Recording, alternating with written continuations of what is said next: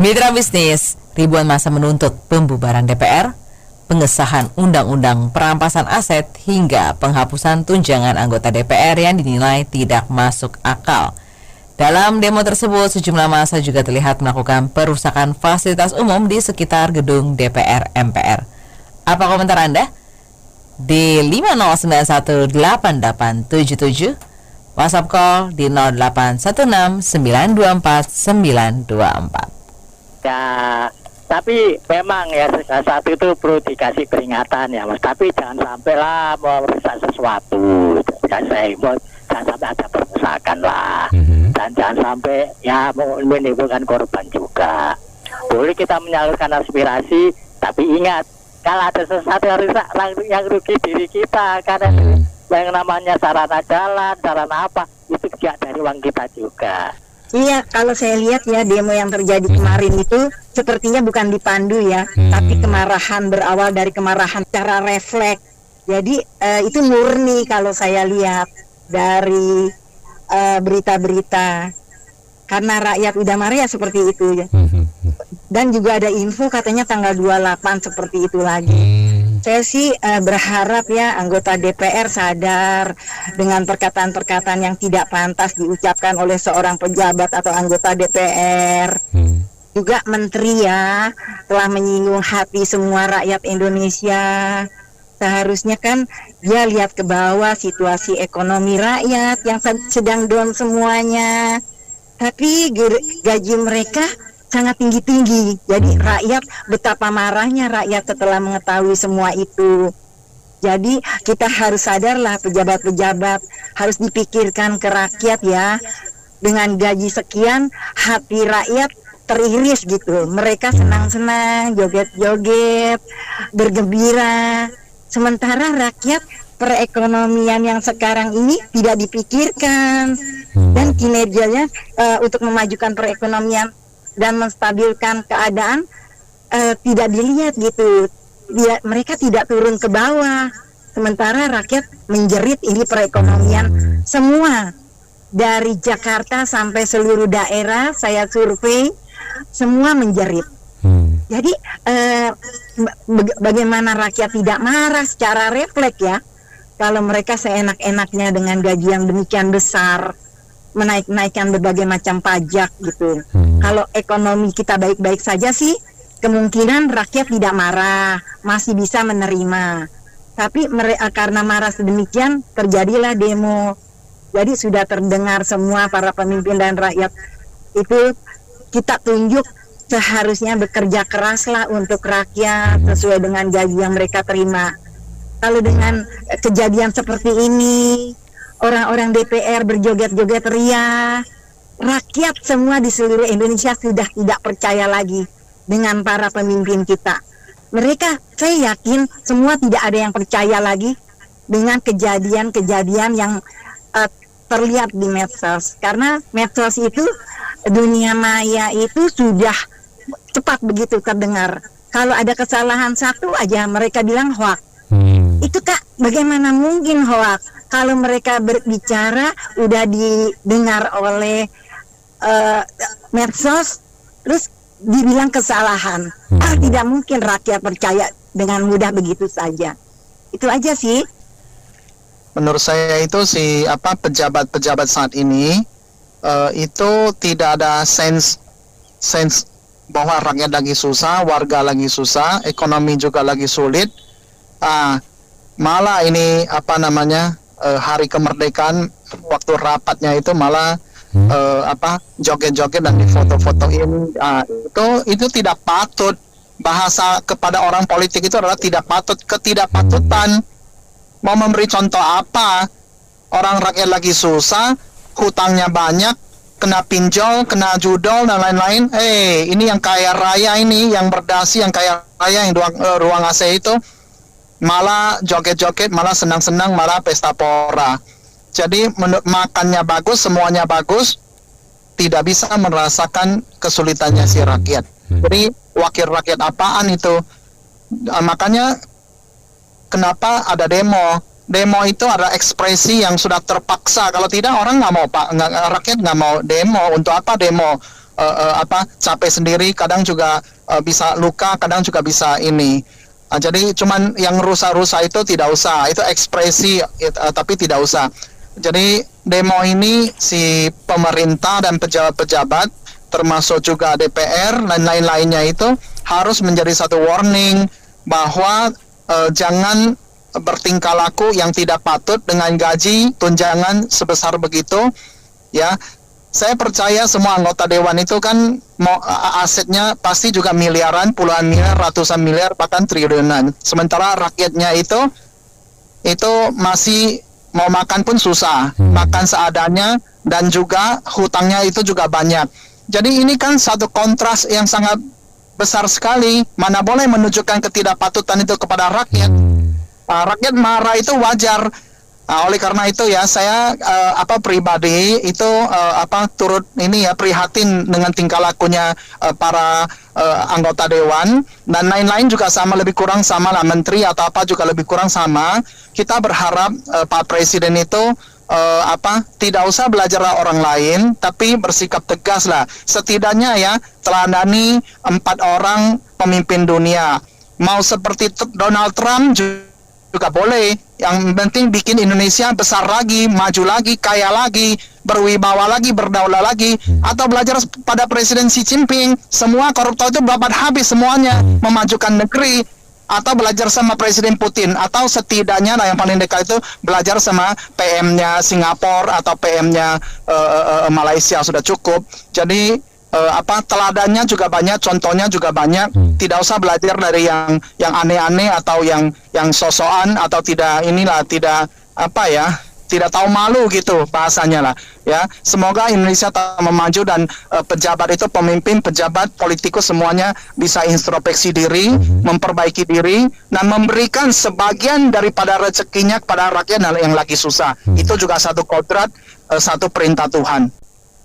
Ya, saya mendukung anggota DPR. Mendukung. Kalau perlu tambah lagi gitu loh. Jadi ucapannya itu kurang pedes. Kurang pedas, oke. Ada yang lebih pedas lagi apa? Ya kan dia bilang dengar ibu dibilang bodoh kita kan. Rakyat dibilang bodoh mau jatuhin dia. Banyak lah ya. Istilahnya kurang adaptasi, kurang bisa beradaptasi dengan makanan ya. Aduh, saya dukung mereka. Kalau perlu terus ngomong yang lebih pedas lagi. Jangan cuma sampai di situ aja gitu loh. Karena begitu orang pada demo, kalian pada kemana? Katanya mau dengerin suara rakyat. Katanya rakyat bodoh. Tapi kamu kemana? Kok ngumpet? Pakai polisi, pakai tentara, ya? Jadi ini benar-benar pengecut gitu loh, kalau saya bilang. Tapi ya namanya orang kalau pakai topeng itu lama-lama nih gerah gitu loh. Nggak bisa pakai masker kan, lama-lama gerah, nggak bisa dibuka, kelihatan sifat asli. Bisa dukung mereka. Kalau perlu terusin, ya tambah komen, tambah bagus gitu aja Mas Anto. Terima kasih. Baik. Sebagai profesi pelaku industri, kenapa nggak coba bersatu ya? Buat petisi atau buat mosi tidak percaya, butuh pertanggungjawaban atau butuh reaksi cepat dari pemerintah. Tapi lebih pro jalurnya dengan kapasitas yang masing-masing dimiliki. Misalnya advokat nih, satu Indonesia ya kan, bikin statement bersama. Terus radio, broadcast, podcast, apalagi itu televisi, saya rasa menarik ya. Jadi tidak lagi menyuarakan apa yang terinformasi, apa yang diliput, tapi emang juga menjadi justru bagian dari perjuangan ke arah yang diharapkan sama masyarakat. Mungkin nggak sih gitu? Kalau mau buat mosi tidak percaya ke DPR, di BO ini kan banyak memang yang bersuara. Memang ide bagus. Tapi yang nggak setuju itu pasti yang pro ke pemerintah, yang makan gaji dari negara lah, Mas Anto. Nanti ketawa siapa aja. Siapa aja. Iyalah, Kan dari opini-opini mungkin kita bisa tangkap, oh yang ini. Nanti idenya Pak Andri sih bagus. Emang out of the box nih Pak Andri kalau poin gitu. Jadi gini, berkaitan dengan tema ya Mas Santo. Sebenarnya kan kalau dibilang muak sih udah muak ya, muak banget kan ya. Kategorinya udah muak, udah memuntah sih sebenarnya. Mau ngelempar anggota DPR kayak di luar negeri tuh yang dilempar ke bak sampah kalau perlu. Kan di luar ada yang karena gini, memang melakukan perusakan itu nggak baik, nggak bener ya demo itu. Saya setuju. Jangan niru seperti wakil rakyat yang ngerusak negara ini. Mereka ngerusaknya jauh lebih fatal. Kalau kita ikut ngerusak, apa bedanya kita dengan mereka ya? Kalau diukur tingkat rusaknya, mungkin mereka jauh lebih ngerusak negara masalahnya ya. Yang demo kemarin ngerusak kantor polisi, ya ujung-ujungnya duitnya habis, tapi duit kita juga habis banyak di mereka. Mereka ini mungkin bisa saya bilang pejabat yang terkorup, paling korup lah, korup-korupnya, melomba-lomba untuk melakukan korupsi, Mas Anto.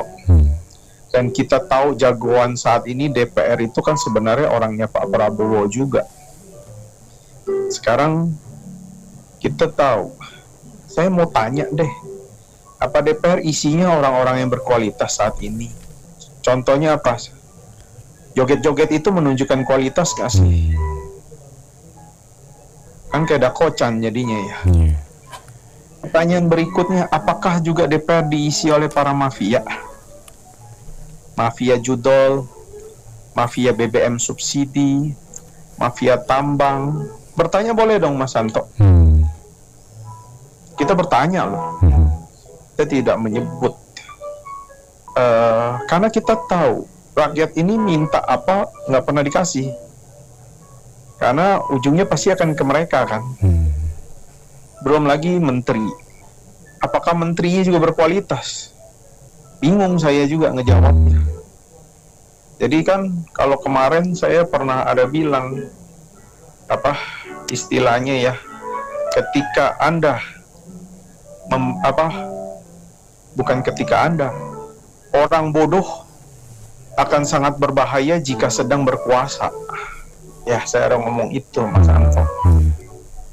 Dan yang terjadi apa? Saya bertanya makanya, apakah ini terus-terusan? Terus dibilang DPR ngatain orang bodoh kan? Ya emang lo orang kan bikin rakyatnya bodoh, bukan?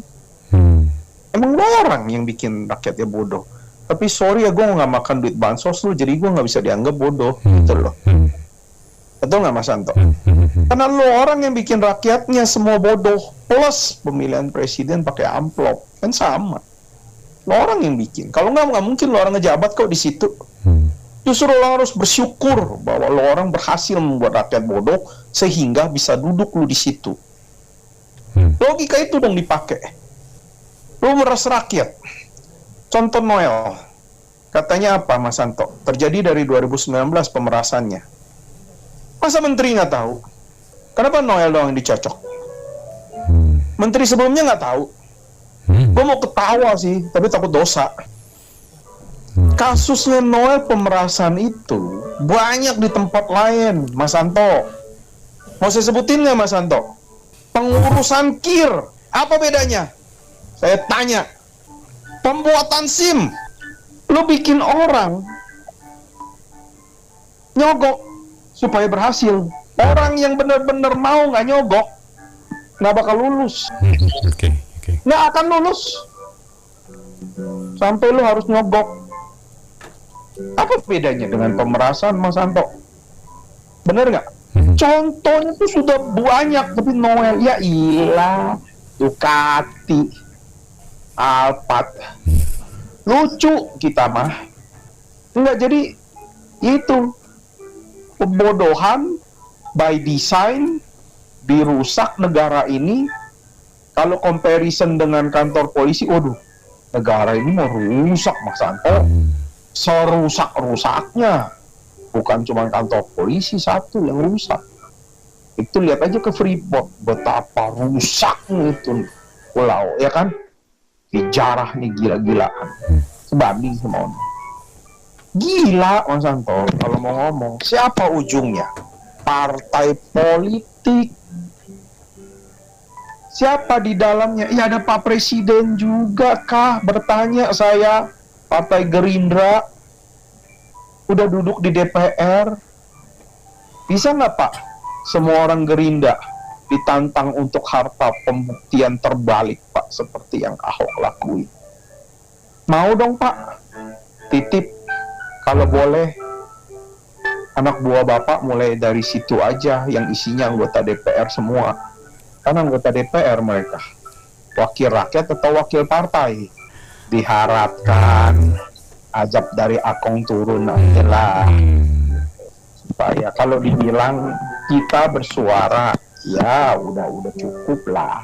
Ketika yang diomongin anggap kita orang tolol, anjing menggonggong, kan begitu Mas Santo. Orang tolol kan dibilangnya begitu kan.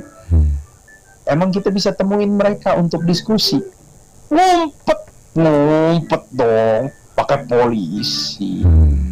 Makanya saya bilang lucu, polisi itu harusnya mengawal yang demo supaya tidak terjadi anarkis.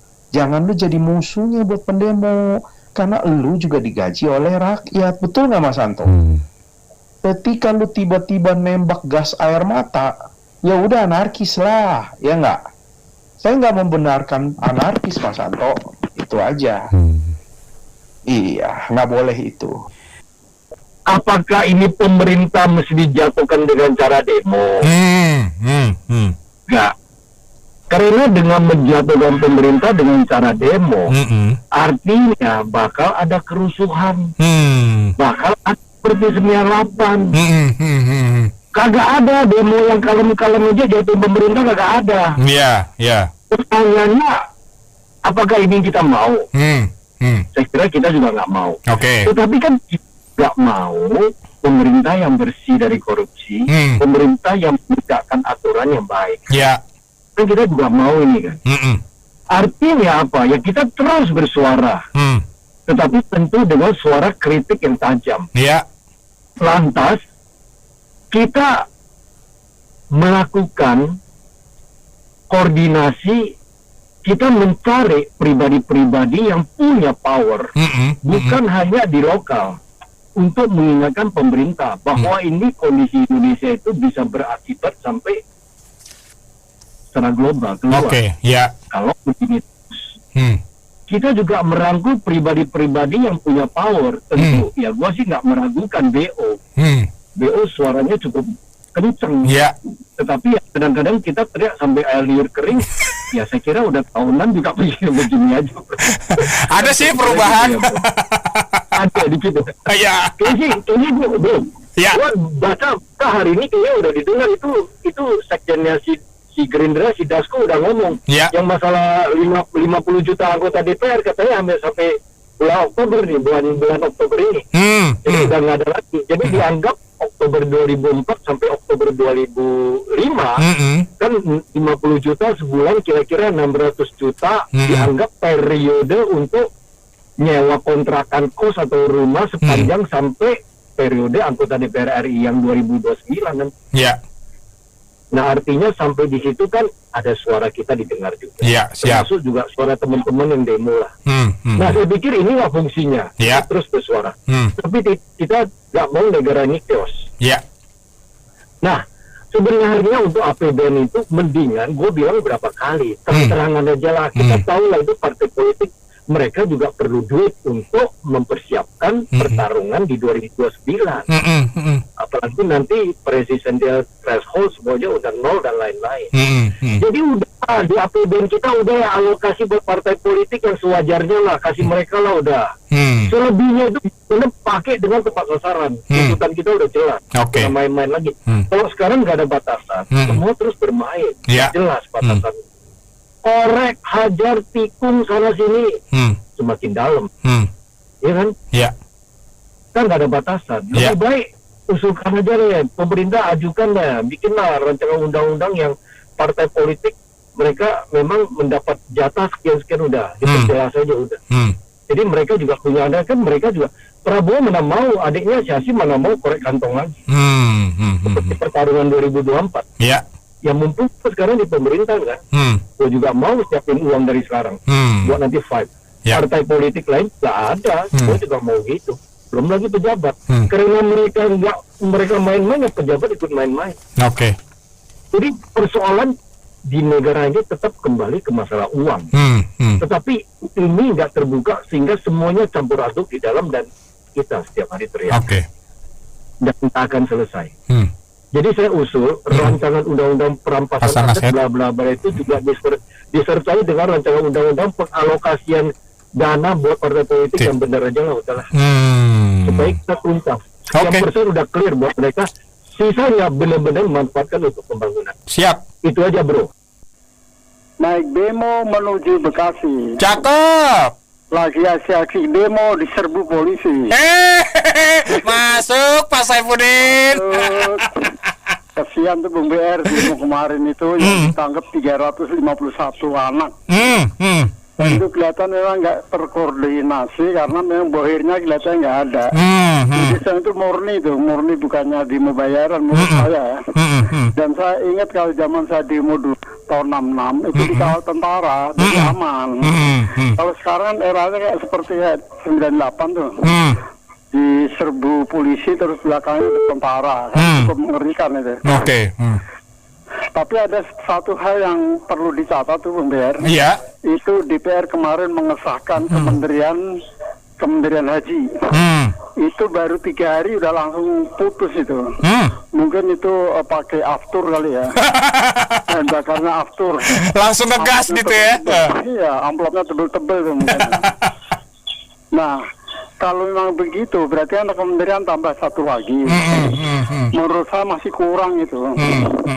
Mestinya Kementerian Agama dipecah lagi. Menteri Agama Katolik, Kristen, Hindu, Buddha, Konghucu. Jadi tambah banyak menterinya. Karena apa selama ini kan anggarannya juga diserbu sendiri sama Kementerian Agama Islam. Yang non-Islam kan cuma dapat 1%. Kalau ada kementerian sendiri kan minimal ya ada anggarannya tambah gitu Bung Ber. Jadi menurut saya sih gitu. Iya, kemudian yang mengenai demo kemarin, kayaknya ini aja masih ada lagi nggak ya? Apa giliran salah olahraga ke GBK nih? Aduh. Tapi kalau buruh kan nggak bisa diandelin, dia mikirin perutnya aja. Aduh. UMR sama outsourcing paling gitu kan. Iya betul Pak. Apalagi itu yang kepalanya KSP itu yang gundut banget sekarang itu siapa Iqbal itu luar biasa. Itu kayak udah basah banget itu.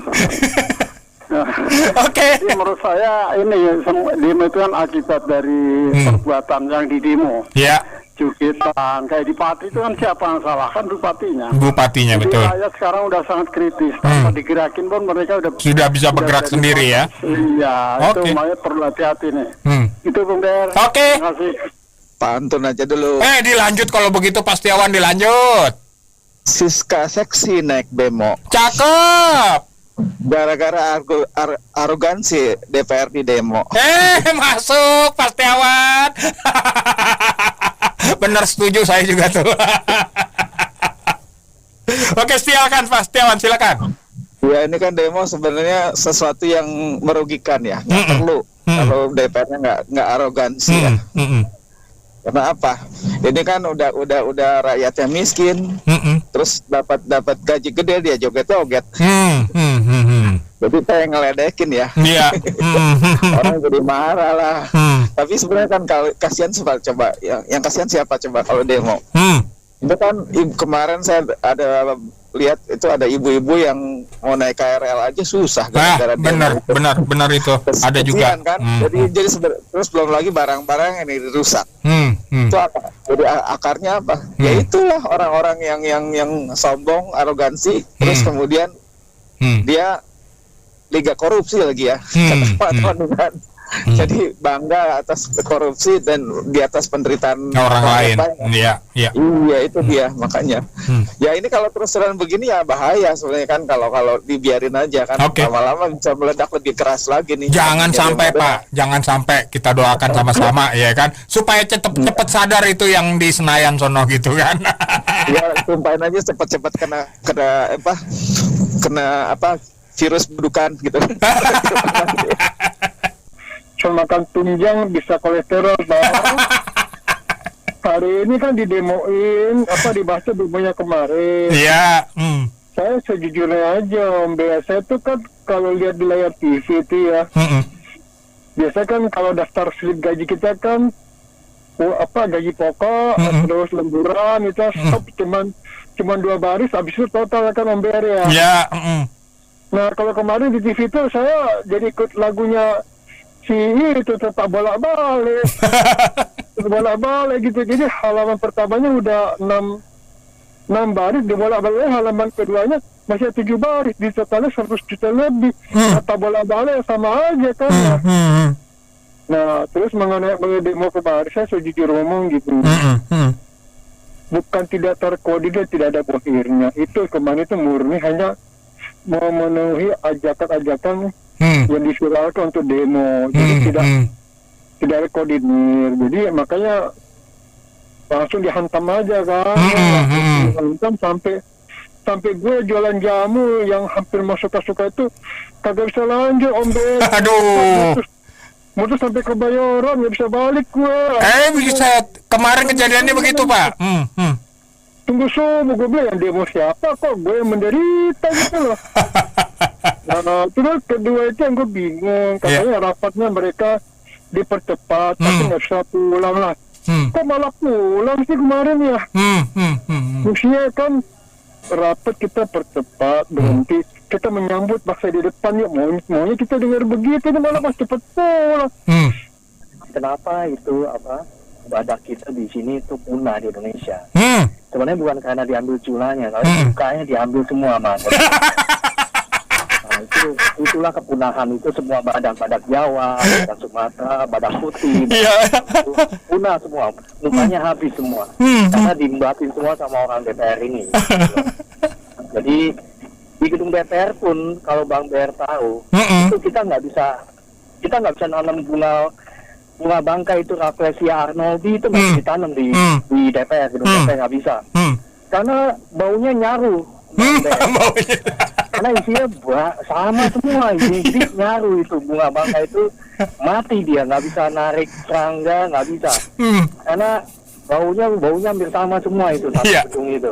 Gitu. Jadi kira-kira kayak begitulah. Terima kasih. Rakyat udah kesel banget ya, udah marah banget ya. Nah, lagi ada bendera One Piece mau dikibarkan, pemerintah dengan respon cepat akan ditindak secara hukum. Nah, sementara rakyat menginginkan perampasan aset, hukuman mati para koruptor, malah yang koruptor kok dibebasin bersyarat ya. Si Hasto dikasih amnesti. Jadi rakyat itu udah parah banget sebenarnya. Kepercayaannya itu dengan ada lagi. Nah, melihat demo kemarin itu memang mereka anarkis itu karena emang anggota DPR ini, para dewan-dewan ini udah nggak bisa lagi dibilangin, kecuali memang dengan cara seperti itu. Jadi dengan cara seperti anarkis itu baru mereka denger gitu. Kalau cuma nanya orasi nggak didengerin gitu. Berapa kali mereka orasi nggak didengerin. Nah, saya baca di Kompas tuh ya, akhirnya si Dasko bilang bahwa tunjangan rumah akan ditiadakan setelah Oktober 2025. Jadi kalau memang harus cara seperti itu sih baru anggota dewan ini pada takut gitu. Kalau enggak ya cuman orasi doang ya mereka nggak ada yang takut gitu aja sih Mbak ya. Pak Subni Dasko itu mengatakan itu dari 2024 sampai 2025 itu nilainya itu 600 juta. Jadi berlaku untuk 1 tahun. Jadi 50 juta ini hanya untuk 1 tahun. Jadi sampai 2025 itu. Jadi itu nilainya 600 juta. Itu kan nilai itu kan enggak itu besar kan. nilai 600 juta itu besar sekali. Walaupun istilahnya katanya itu hanya untuk 1 tahun itu, tapi apa fungsinya gitu kan? Kalau mereka, saya mengkritik, kalau misalnya DPR itu nggak mau menjadi pelayan rakyat, hidup apa adanya, keluar aja, gitu loh, mundur aja. Jangan kemudian bebani negara dan itu kan haknya rakyat. Rakyat masih banyak orang yang miskin, gitu loh. Benar nggak Mbak Mary? Masih banyak orang yang miskin. Jadi tolong jangan kemudian mengatakan bahwa itu ada dari siapa itu Pak Didi Sitorus ya, mengatakan membandingkan DPR dengan rakyat jelata. Ini kata rakyat jelata ini tuh sangat menyakitkan loh, ini pedes banget loh ini, gitu loh. Jadi rakyat itu disebut sebagai rakyat jelata. Kan artinya rakyat yang di bawah garis kemiskinan semua, dan mereka merasa menjadi sebagai raja, ya loh. Hal kayak gitu kan sebenarnya sebagai wakil rakyat itu kan tidak boleh merendahkan rakyat seperti itu, rakyat jelata loh. Itu satu. Terus juga mengenai soal kemarin juga mental yang ingin membubarkan DPR itu mentalnya tolol. Itu kualitas, ya toh. Jadi itu jadi menurut saya ini udah memang ini udah kelewat batas dan rakyat itu sudah direndahkan. Ini persoalan etika, itu kan. Ini kehormatan loh. Katanya DPR mendapatkan gaji kehormatan, tapi dirinya sendiri nggak bisa menjaga rakyat, gitu loh. Nggak bisa menjaga nggak bisa menjaga marwahnya rakyat. Dia dikasih kehormatan uang, tapi dia aja melecehkan rakyat seperti itu loh. Jadi menurut saya demo-demo ini sudah benar, gitu kan? Dan ini memang menjadi gerakan rakyat, bahwa rakyat ini sudah tersakiti dan sudah sudah keadaannya ini sudah nggak bisa dibendung. Karena apa? Karena ini urusannya dengan urusan kesejahteraan, beban rakyat, udah kompleks rakyat ini, gitu loh. Jadi jangan dianggap ini main-main, DPR main-main, negara main-main, gitu loh. Lebih baik pikirin aja negara kita sendiri daripada mikirin orang lain, seperti mohon maaf, bantuan ke Gaza, gitu kan. Di Indonesia sendiri masih banyak orang-orang miskin yang kesusahan juga. Ini bukannya hanya retorika, enggak, tapi emang kenyataannya seperti itu, gitu loh. Sekolah aja susah, banyak yang putus sekolah, benar nggak Mbak Mary? Gitu loh. Seperti di Papua nggak mau MBG, gitu kan. Anak-anak nggak mau, Papua itu nggak butuh MBG, mereka masih bisa makan apa adanya, bahkan sagu aja mereka bisa makan. Yang mereka butuhkan adalah pendidikan gratis, ketersediaan guru yang memadai, kualitas yang bagus. Jurang antara kota besar, wilayah kota besar dengan daerah-daerah terpencil, daerah-daerah pedalaman, bahkan daerah-daerah luar, istilahnya luar Jawa, itu sangat jauh kualitasnya. Dan kalaupun mau, yaitu sekolah-sekolah yang mahal, tapi mana mampu. Masyarakat kita saat ini, sekarang tuh kondisinya lagi turun semua, lagi susah semua. Tapi DPR ini seperti kayak bahasa Jawanya bahasa Jawanya tuh kayak kayak petantang-petanteng, gitu kan. Nah ini kan kayak ada semacam kalau dalam simbolnya itu kan raja yang sombong, gitu kan. Itu. Nah harusnya presiden ini tuh hadir. Harusnya presiden ini bertanggung jawab. harusnya presiden itu berhadapan dengan massa. Termasuk DPR juga nih, ketua DPR-nya. Ketua DPR-nya harus berhadapan dengan massa. Katanya pintu dibuka lebar-lebar, tapi kok dikasih oli. itu terus dikasih oli, kemudian dijaga ketat oleh aparat.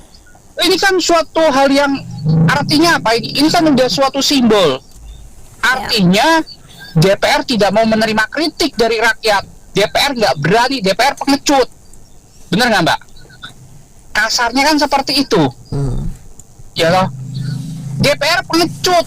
Katanya mau ketemu rakyat. Katanya sebagai wakil rakyat. Mereka punya dapil. Berhadapan dengan rakyat yang protes, yang klaim. Nggak berani, pengecut. Gitu kan.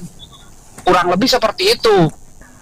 Coba kiranya kejadian 2014 ada kontrol kepada presiden sebelumnya, dan periode kedua juga ada kontrol, seperti ramainya kayak begini tidak akan terjadi seperti ini. Kenapa? Kalau kita bicara masalah demokrasi dan kritik itu kan cuma membangun, tapi enggak kan? Malah dulu itu polisi menghajarin, maaf ya, mode-mode itu. Ada yang masuk masuk kot, ada yang dihajar habis-habisan, diberikan karang bunga loh ke kantor-kantor polisi itu di Polda, kayak di Mabes kayak gitu loh. Sekarang enggak, kok ada semangat loh, hajar tuh. Sekarang enggak, kritik. Prabowo kan baru 8 bulan, kita lihat ke depannya apa gitu loh. Apalagi yang diwariskan oleh sebelumnya, sama-sama kena Mulyono juga masih berjalan sekarang ini kan begitu loh. Sebentar aja. Iya, saya mau nanya dong, ada update nggak hasilnya gitu dari demo kemarin? Nggak ada kan? Emangnya tunjangan mereka diturunkan? Ya nggak ada. Ya kan waktu itu saya bilang di grup kemarin, kita teriak-teriak doang ngapain gitu loh, nggak ada gunanya. Dan itu kan mereka itu kan sekarang lebih pintar gitu ya. Jadi mungkin dia orang ada salah ngomong, ya kan, kayak nantang gitu-gitu. Ntar kalau udah datang ya dia orang berubah lagi, jadi tiba-tiba memihak. Jadi susah karena mereka juga, kecuali nih anggota DPR-nya, nantang lagi, tambah galak lagi, mungkin. Tapi kalau kayak gini kan udah berhenti hari ini, udah gitu, jadi nggak ada efeknya kalau saya bilang. Tapi sempat ada loh terdengar ini, katanya salah ngomong gitu dari wakil DPR ya kalau nggak salah kemarin ya Pak tadi. Salah ngomong katanya jatah beras yang 12 juta itu hanya 200.000 katanya. Intinya kan kalau mereka salah nggak apa-apa, minta maaf, salah ngomong atau maksudnya bukan begitu atau apalah. Kalau kita yang salah kan ya bisa di penjara, di apa gitu kan. Jadi maksud saya nggak ada gunanya, mungkin harus dipikir ke cara lain gitu ya. Karena maksud saya gini, karena sistemnya itu kan tetap butuh wakil. Mau kita demo kayak gimana pun tetap butuh wakil gitu loh. Nah, apakah kalau misalnya semuanya udah setuju kayak gitu, kita ganti aja semua? Nah, bisa? Emang bisa? Itu kan harus pemilu. Nah, kalau pemilu diulang, mereka lagi. Ya kan? Emangnya bisa diganti benar-benar jadi baru gitu? Paling juga mereka jadi tiba-tiba jadi baik, jadi berubah, gitu-gitu lagi lah. Menurut saya. Jadi ya demo itu kan efek daripada perbuatan DPR yang nggak adil ya terhadap rakyat ya. Mereka semena-mena membuat kebijakan, ya kan, rakyat lagi susah gini mereka joget-joget, ya kan. Udah gitu nambah anggaran untuk biaya perumahan, emang perlu mereka? Apakah mereka perlu rumah? Mereka kan sudah pada kaya-kaya semua, apalagi uang rumah. Jadi seperti gitu. Itu wajar lah mahasiswa dan masyarakat demo, karena apa? Anggota DPR itu nggak memikirkan rakyat, mereka mikirkan perutnya sendiri. Mereka itu semua adalah digaji dari uang rakyat. itu hancur semua, itu anggota DPR itu semua uang rakyat juga, nanti dibenerin dari uang rakyat lagi.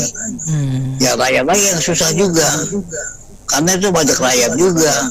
Dia bersenang-senang mendapatkan gaji besar, mendapat fasilitas besar, itu semua dari uang rakyat semua. Tapi dia nggak memikirkan rakyat dengan gayanya joget-joget segala macam. Itu saya lihat ada di situ anggota dari PAN, itu sekjen PAN itu Eko Patrio, terus ada Pasal Ungu, ada yang joget-joget tuh Ibu Titi Soeharto, itu joget-joget semua. Mereka itu senang-senang aja di bawah penderitaan rakyat yang sekarang lagi susah ini, yang makan juga susah, dan mereka enak-enakan aja itu. Itu apakah kita bisa mampu mengkritik seperti ini didengar? Rasanya enggak juga sih. Mereka udah kebal dengan kritik-kritik seperti ini. Mereka tuh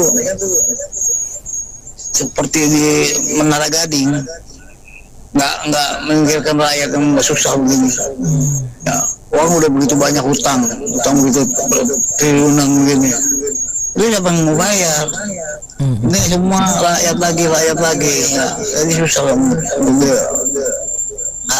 nggak ada jiwa sensasi belongingnya, nggak ada rasa memiliki rakyat gitu. Mereka semua bisnis lah. Iya. Bisnis. Ya, mungkin pengalaman kita berbangsa ya, kejadian seperti ini kan bukan sekali dua kali terjadi ya. Cuma yang kali ini tuh amat disayangkan gitu loh. Tidak padunya antara statement kebijakan yang disampaikan dengan kenyataan di lapangan. Contoh bilangnya mau efisiensi, tapi sekarang malah tunjangan buat anggota dewannya ditinggiin. Terus ditontonkan juga, maksudnya itu nggak bisa matematikanya kayak nggak lulus sekolah dasar gitu loh Bu. Ya, dia bilang 50 juta sebulan. Terus dia bilang dia mau ngekos yang 3 juta sehari gitu loh.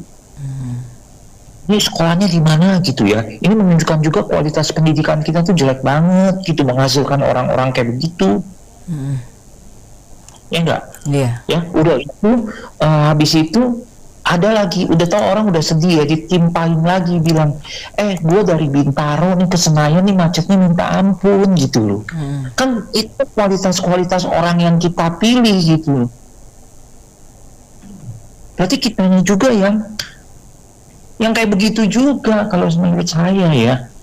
Terus tadi juga opininya itu kan dimulai juga dibuka nih ya. Ada juga bicara tentang pengrusakan. Ya sekarang kita semua juga udah merusak gitu loh. Sistem tata negaranya kita rusak, anak belum cukup umur dipilih, dipaksa untuk jadi pejabat. Ya kan, aturan konstitusi juga diacak-acak. Itu bukan yang merusak. Ya, kalau ini pemimpin ngajarin begitu, nggak heran rakyatnya juga jadi anarkis, merusak. Itu semua cerminan gitu loh. Kalau hari ini Pas FM nanyain juga, itu juga Pas FM juga bukan lagi kampanye kemarin mendukung rejim yang kayak begitu di iklan-iklannya. Nah kalau kayak gini sih saya lebih seneng nih ya. Ini saya sering dengar nih, apa bisnis opinion, ada tokoh-tokoh kayak siapa Pak Heri, terus ada lagi Bro Tony gitu ya. Itu bagus tuh, mereka kalau kemarin orasi tuh di tengah-tengah situ. Disponsori nama Pas FM. Baru top begitu. Jadi kita menyuarakan apa yang rakyat rasakan nyata gitu loh. Karena media kemarin di televisi minoritas aja yang menayangkan hal-hal yang terjadi begitu. Masih dianggap ya kayak apa sih?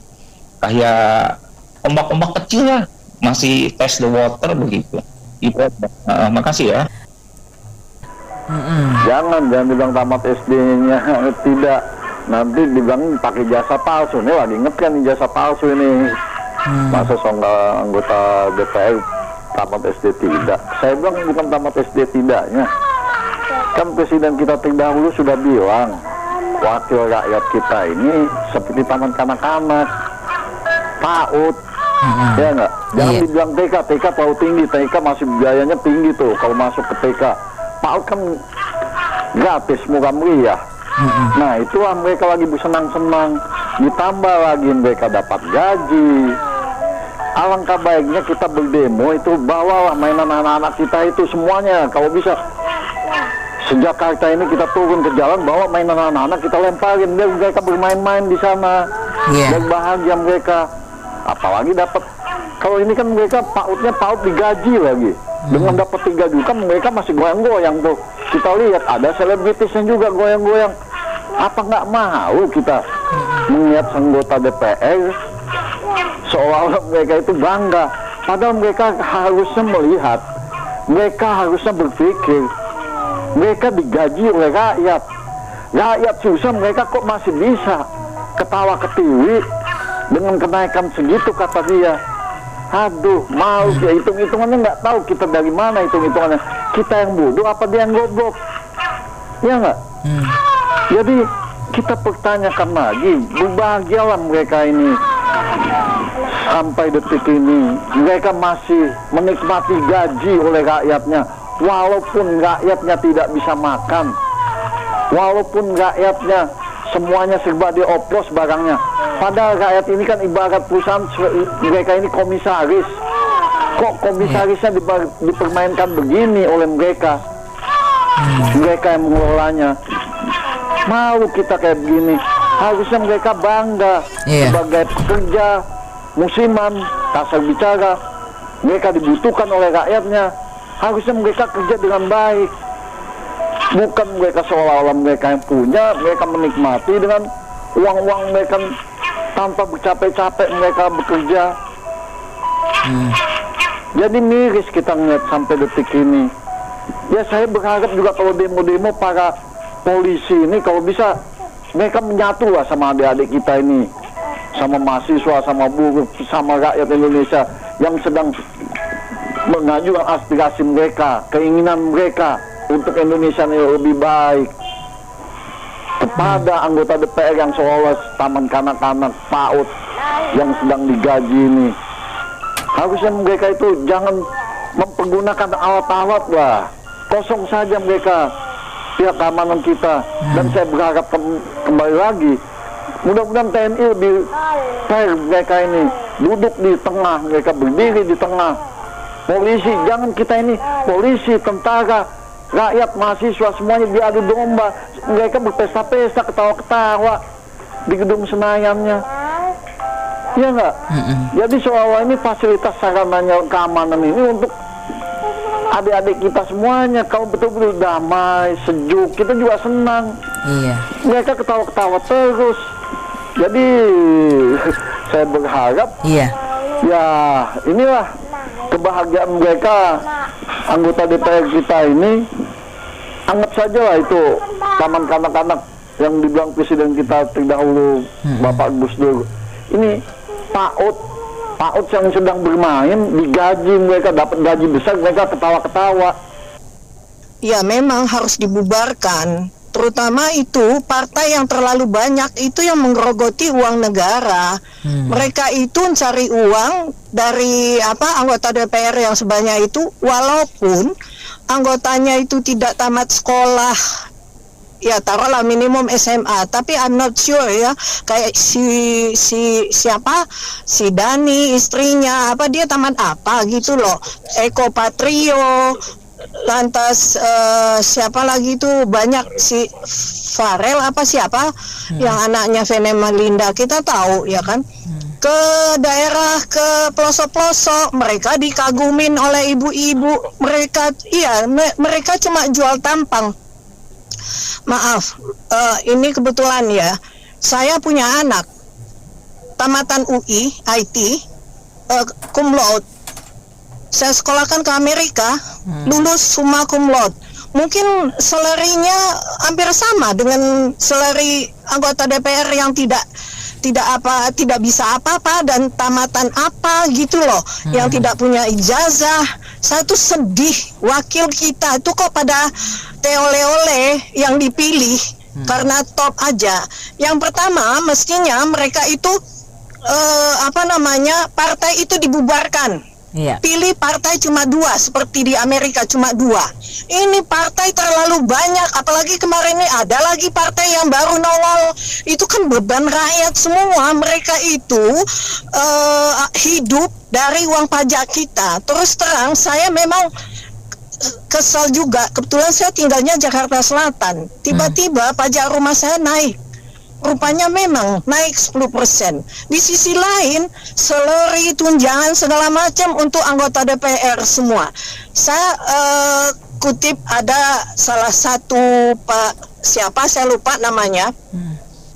Dia berdoa supaya gedung DPR itu ambles ke bawah, lantas orang-orang itu ikut kejeblos. Itu bisa Indonesia bisa makmur dan maju. Kalau selama ini partai masih begitu banyak, anggota DPR yang mewakili kita gak jelas ijazahnya dari mana, sekolah di mana, yang bisa cuma joget-joget, itu saya terus terang sangat kecewa. Saya diwakili oleh orang yang seperti itu. Makasih.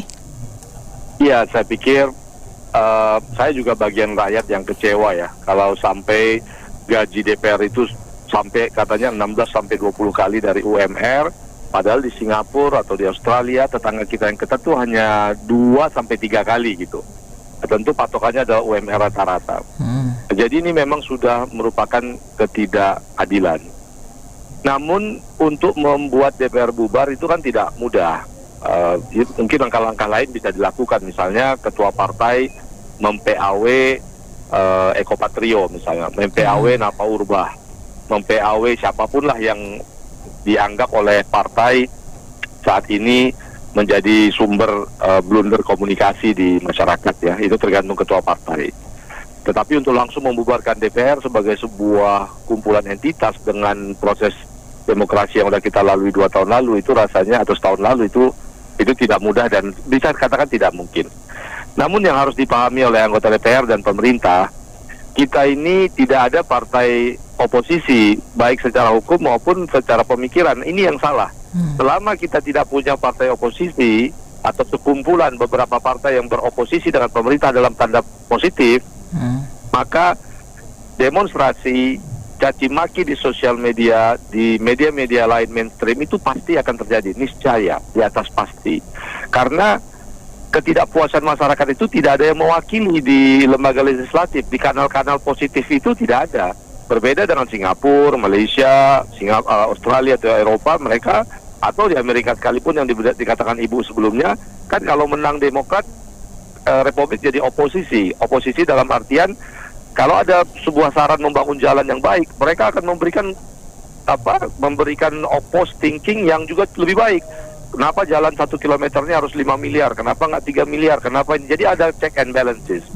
Nah, memang kita bukan mesti parlementer bahwa oposisi itu bisa membuat somasi suara tidak percaya gitu ya, memberikan mosi tidak percaya dan menjatuhkan pemerintah. Tidak mesti begitu. Sistem konstitusi kita nggak perlu diganti, tetapi sikap partai yang opposing program pemerintah dalam pengertian lebih bagus menjadi lebih bagus, atau yang salah diingatkan yang salah, itu penting. Selama sebuah partai mengatakan kami adalah partai pemerintah atau cuci tangan setengah-setengah ya, bahwa kami tidak anti pemerintah tapi kita akan selalu ngontrol pemerintah, ini kan sifat mendua, maka selama itu ada, niscaya setiap hari, setiap detik, setiap jam di Indonesia oppose thinking itu akan diwakili oleh selebgram, oleh program YouTube, dan juga oleh rakyat itu sendiri. Dan ini adalah kenyataan di negara yang demokrasinya ingin TGTB, mati siji mati kabeh. Jadi kalau mau selamat partainya bilang semua partai pemerintah. Tetapi juga pemerintah harus tahu oppose thinking itu dari sisi legislatif di DPD, DPRD dan seterusnya itu tidak berani. Karena kalau begitu dia terkesan atau membuka diri sebagai oposisi, baik secara thinking maupun strategi, maka dihabisin pakai instrumen-instrumen pemerintah juga, entah itu tentara, polisi, badan intelijen dan sebagainya. Jadi orang di Indonesia itu baik kita politikus ataupun partai ataupun pejabat tinggi, lebih bagus tikam orang dari belakang daripada tikam dari depan sebagai oposan. Karena kalau tikam dari depan beneran kelihatan, itu dihabisi duluan gitu oleh instrumen apapun di negara ini. Jadi selamat datang bahwa 2025 dan 2026 seterusnya itu selama tidak ada partai yang clear oposisi secara positif, maka rakyat akan beroposisi atas kebijakan itu. Terima kasih. Tuh minimal pagar DPR rubuh lah, paling nggak pintu gerbangnya lah. Kalau pagarnya ada yang rubuh, paling nggak pintu gerbangnya rubuh lah ya kan. Itu paling nggak ada bakar-bakaran ban, kalau ada apa lagi ada penghancuran mobil. Kemarin yang saya lihat di berita di YouTube tuh baru sepeda motor satu sama apa ya, pokoknya korban apa harta benda belum begitu banyak lah. Bahkan saya bilang kurang greget loh kemarin. Mungkin kalau mau lebih berkhasiat lagi, masih supaya lebih dengar oleh orang DPR lagi, yang turun jangan seperti kemarin lah, lebih banyak lagi yang turun lah, biar anggota DPR itu katanya kebuka, publiknya mendengar bahwa rakyat itu masih ada loh yang terzolimi, yang tersakiti ulah mereka gitu. Jadi mereka tuh bersenang-senang di atas penderitaan rakyat. Sebenarnya sih gaji sama tunjangan yang diberikan kepada mereka sih terlalu fantastis, saya bilang sih Mbak ya. Harus sih nggak begitu, apalagi mereka sudah sebagian, mungkin bukan sebagian besar lagi udah semuanya orang kaya sih saya bilang Mbak ya. Nah benda di atas 10 miliar rata-rata para anggota DPR itu. Jadi kalau bisa sih mereka ya cukup digaji aja lah, sesuai gaji mungkin 6-10 juta ya. Nah setelahnya itu kayak tunjangan segala macam dihapuskan aja lah, biar sama-sama bangun negeri. Jadi rakyat juga dan merasa tersakiti kan ada kesenjangan sosial terlalu jauh ya kan. Pokoknya kalau rakyatnya adem ayem, pejabat juga jujur, pasti negara ini akan nggak akan banyak gejolak gitu loh. Jadi tolonglah dimengerti antara para pejabat dan rakyat itu biar saling akur. Karena dari zaman bahula, dari zaman orde lama atau orde baru ya, ini kesenjangannya selalu ada gitu, dan nggak sampai sekarang itu belum pernah ada jangka penyelesaiannya, Mbak. Paling ada makin kesenjangan sosialnya itu. Jadi mungkin para anggota dewan yang terhormat nih, entah itu siapa, Pak Puas sebagai pimpinannya atau mungkin Pak Presiden Pak Prabowo sebagai pendampingnya juga kan, tolong dinasti anggota dewan ini kalau bisa. Itu tadi saya bilang tunjangan jangan diberikan lah, cukup makan gaji aja gitu loh. Jadi sama-sama mengabdi rakyat. Toh ini kalau rakyat senang, negara makmur kan yang untung semuanya, bukan cuma sebagian orang gitu loh. Karena kalau kondisinya kayak gini terlalu banyak bukan keterangan ya, kayak perselisihan gitu Mbak ya. Nanti ekonomi lambat Pak, jadi banyak investor yang nggak mau datang, kemudian juga bukan cuma pertumbuhan ekonomi yang lambat, bahkan pertumbuhan pendidikan, politik, semua sektor berpengaruh lah pokoknya. Jadi kalau negaranya aman, percaya ya pasti kedepannya akan lebih baik lagi. Demo di DPR itu pertama, kalau menurut saya itu pertama ada 6 gejala. Ya, satu gejala Megawati tidak mengakui Gibran sebagai wakil presiden. Terus ada orang komentar, kalau Anda tidak mengakui, mengapa waktu debat pertama itu, Pilpres debat pertama antara Ganjar dan grup Prabowo, kamu hadiri? Kalau kamu hadiri kan berarti so ngakui kan. Kok pada waktu itu enggak, itu ke satu. Kedua, ada kejadian sekelompok jenderal protes menganggap Gibran tidak sah. Ketiga, Fadison bikin berita tahun 78 dalam masa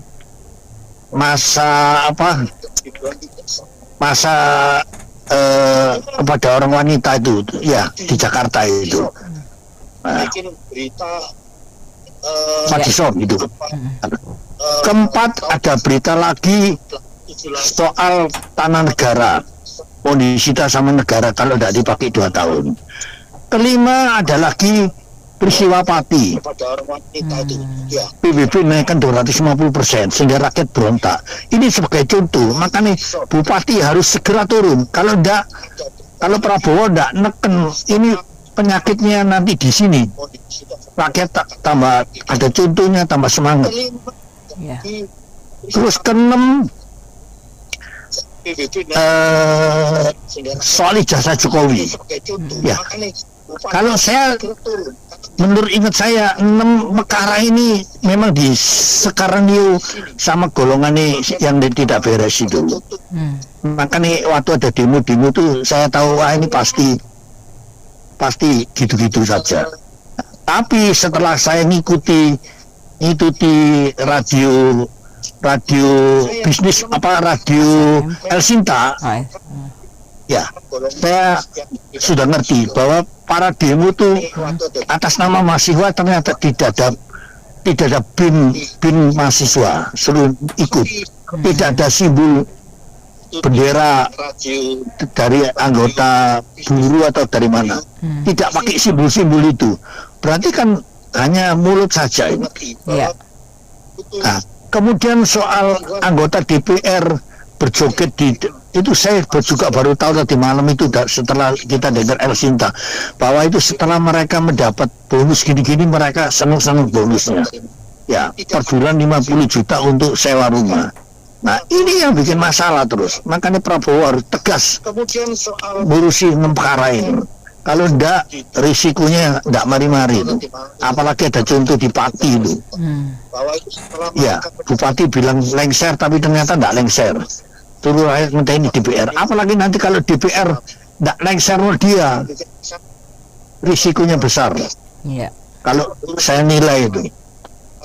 Ya, cukup gini komentar saya satu nih nggak mau terlalu komentar, cuma mau dengar saja supaya pengetahuan lebih jelas. Iya, beberapa saya sempat mengikuti dari pagi tadi apa yang disampaikan para pendengar yang suka memberikan komentar di radio ini. Rata-rata beranggapan bahwa tidak ada konsistensi. Yang kedua, ada yang menyebutkan bahwa ini grand design, tapi grand design internal. Kalau kita mengamati dengan grand view, kita buka yang lebih jauh lagi, helikopter view lah. Harus kita lihat secara menyeluruh ya, secara komprehensif. Grand design ini bukan dibuat oleh para elit politik kita. Ini dibuat oleh pihak luar. Ya, kita bisa lihat fenomenanya. Dulu pertama kali akan ada kenaikan tarif PBB, pendapatan daerah itu dikatrol dengan salah satunya menaikkan indikator dari PBB. Tahun lalu itu sudah muncul. Nah, sekarang justru betul-betul dimunculkan. Anehnya dimulai dari daerah kabupaten tingkat 2, Pati, dan kemudian juga dari beberapa daerah lainnya. Sudah kita bisa monitor di beberapa media daerah mana saja, termasuk Jakarta cuma diusulkan karena sudah keburu menjadi viral. Pemda Jakarta menyelamatkan diri dengan tidak jadi menaikkan PBB. Salah satunya itu, tetapi sudah ada indikasi seperti itu. Dan di sisi lain kita lihat halaman yang berikutnya, anggota DPR remunerasinya dinaikkan, baik facility, tunjangan, allowance-nya ataupun juga beberapa item yang lainnya lah, yang kita semua sudah tahu tidak perlu disebutkan satu persatu. Dan faktanya di sisi lain juga diberikan penghargaan tanda kehormatan. Itu di satu sisi ini dikasih madu, di satu sisi dikasih racun, diadu di situ. Jadi kalau kita melihat grand design-nya ini bukan grand design internal, tetapi grand design dari luar. Karena siapa pun ya, kita yang mengikuti perkembangan sejak reformasi sampai sekarang, setiap pasal, setiap ayat yang diproses, digodok di Senayan itu ada harganya. Siapa yang mengusulkan itu?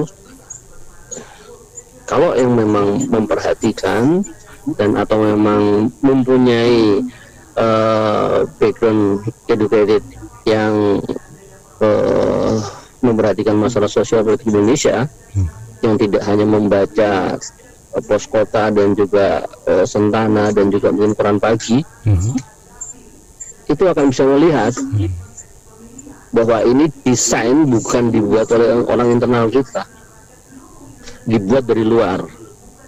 Satu sisi menyusupkan ke Senayan, di satu sisi menyusupkan ke eksekutif. Diadulah kita. Banyak kok faktanya, buktinya banyak. Kita mau bicara pasal undang-undang soal apa, semua bisa kita bahas dan semua ada runtunannya. Jadi sebetulnya ini sudah kelihatan, sudah mulai mengadu domba, bukan lagi dari sisi luar, tetapi dari merusak dari dalam. Yang satu sisi ini seolah-olah Anda mau menaikkan PAD, Anda mau menaikkan taraf hidup rakyat, naikkan BBB. Di sisi lain, para anggota Dewan di Senayan kinerjanya nggak jelas. Di sisi lain, diberikan fasilitas, diberikan penghargaan, kemudian dinaikkan remunerasinya. Tetapi di sisi lain, di luar pagar dipersiapkan para pendemo. Gitu. Pada saat yang sama dikeluarkan, yang demonstrasi dikeluarkan, dibiayai, kemudian juga melibatkan banyak unsur, seolah-olah ini benar resmi. Kalau kita mau setback ke belakang tahun 98, siapa yang ditangkap, yang katanya para mahasiswa pada waktu tahun 98? Begitu dibuka KTP-nya, maaf ya, daerah-daerah terpencil. Saya nggak usah sebut satu lah. Ini seseorang yang ketangkep oleh pihak keamanan, ternyata begitu dibuka KTP-nya, pendidikannya jangankan S1, pendidikan dasar aja nggak lulus kok. Dipakein jaket, yellow jacket, blue jacket, segala macam lah. Ternyata penduduk asli dari luar Jakarta dan bukan mahasiswa. Itu bukan suatu hal yang baru. Hampir semua para akademisi tahu semua. Demikian juga hal itu. Jadi kalau kita mau membuka angle view kita lebih jauh, ini bukan grand design internal, tapi dibuat dari luar. Di satu sisi disiapin orang yang demo perusuhnya, di sisi lain dipersiapkan orang yang diangkat, diberi remunerasi, diberi fasiliti. Jadi memang soal kita yang diadu domba. Sadarkah kita? Sadarkah Anda tadi pagi, para komentator yang bicara tadi pagi, yang banyak bicara iya kan, bener nggak, iya kan, bener nggak, itu bukan satu diskusi. Kalau kita bicara hanya meminta Anda untuk mengiyakan apa yang saya ucapkan, meminta Anda untuk membenarkan apa yang saya ucapkan, tidak. Ayo kita bicara secara data. Kita bicara, bukalah data, bukalah segala historical government yang ada di Indonesia ini. Kasus-kasus Pak Wamen ini bukan pribadi serta merta ujuk-ujuk terus dia ingin menang, enggak. Dia menangis karena ada yang menjebak, gitu. Di sisi lain, peraturan perundangan tentang ketenagakerjaan nggak pernah konsisten. Ada pihak-pihak yang sudah memenangkan gugatan, karyawan sudah memenangkan gugatan di PHI sudah menang, tetapi tidak bisa dieksekusi. Justru pihak-pihak government itu membela perusahaan yang berbuat semena-mena kepada karyawannya tidak bisa dituntut.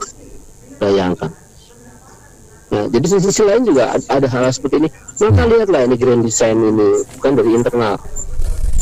Believe it or not, ini yang membuat adalah dari luar. Dan kita tidak bisa berbuat apa-apa. Bisa, tetapi butuh waktu. Jadi pesan saya bukan topik hari ini yang Anda Pasar FM munculkan bahwa apa pendapat Anda dengan adanya demo dari masyarakat. Kalau notabene adalah mahasiswa. Jadi saya sangat yakin kalau melihat dari runtunan kronologisnya semua ini bukan sekedar ketidakpuasan masyarakat terhadap kinerja government sejak reformasi kemarin. Ini sudah grand design dari luar. Banyak hal, contohnya salah satunya ijazahnya Pak Jokowi. Untuk apa? Seorang yang punya intelektual akademisi ya, S1, S2, S3 atau yang memang sudah expert di government, untuk apa mengutak-atik ijazah Pak Jokowi, sesuatu yang sudah istilahnya sudah basi diangkat lagi. Tujuannya untuk apa? Kalau nggak untuk memecah belah, gitu Pak. Menurut saya gitu. Jadi ini kita harus bergandengan tangan untuk memperkuat nasionalisme kita. Kalau kita saling mengangkat sesuatu yang kita tidak puas, ya mohon maaf, kita memanas-manasi situasi. Apa pendapat Anda? Bagaimana? Apakah kita juga harus ikut-ikutan demo? Atau kita juga harus ikutan mengambil sikap melalui jalur lain? Apakah internet atau di sosial media? Atau kita suarakan di talk show atau di podcast atau dimanapun? Itu nggak akan menyelesaikan masalah. Justru akan mempertajam pertentangan internal. Gitu. Di negara kita ini, di bangsa kita ini sudah bermacam-macam kok, bahasa, suku, agama. Jangan kita tambah-tambah, kita pecah-pecahin lagi gitu loh. Mari kita perkuat, sama-sama kita perkuat. Kalau nggak suka dengan seseorang atau nggak suka dengan pemerintah, jangan kita tambah memanas-panasi atau tambah memperuncing perbedaan. Justru kita harus tepis itu, kita perkuat. Contohnya yang paling gampang, zaman Pak Harto hanya ada 3 partai. Ini rentetannya juga ke demo tadi ya. Ketiga partai itu PDI, P3, dan Golkar.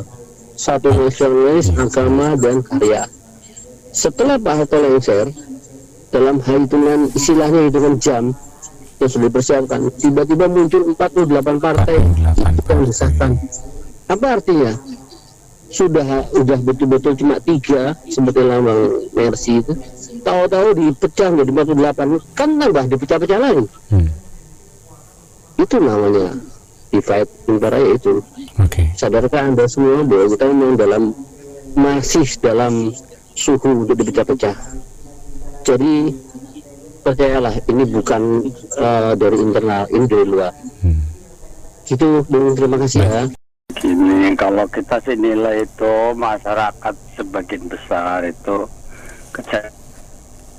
anggota DPR ya kan di situasi saat kayak gini dagang pada sepi, dibilangin presidennya juga nggak percaya kalau sepi. Buktinya subsidi solar juga masih banyak, habis banyak, berarti ekonomi maju gitu.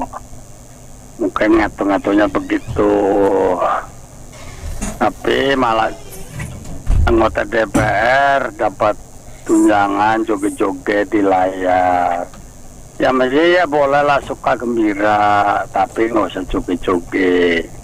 Ya namanya juga artis.